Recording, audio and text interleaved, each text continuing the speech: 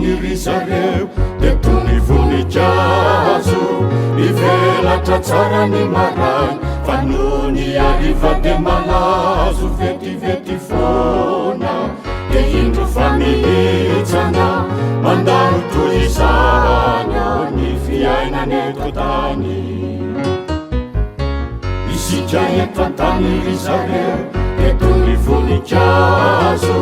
ivelatra tsara ny marany fa no ny ariva de malazo vetivety foana de indro famihitsana mandalo toy izany ao ny fiainany eto tany ka mola eto antany isika izao mahaza misainy izay atao fa ny eto antany de mandalo toerana mety ampimalo ny fivavahana de nalatorataty izorany mino makany kotra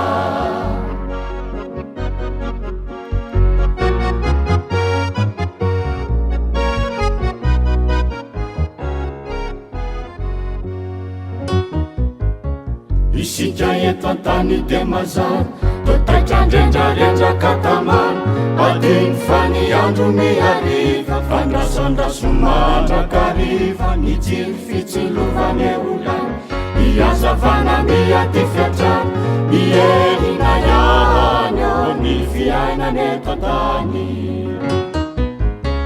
isika eto antany de mazana totaitrandrandrarendraka tamana adiny fa ny andro miariva fandrasandraso mandrakariva ny jiro fitsilovany eolany miazavana miaty fiatrany mierina ihany ao ny fiainany eto antany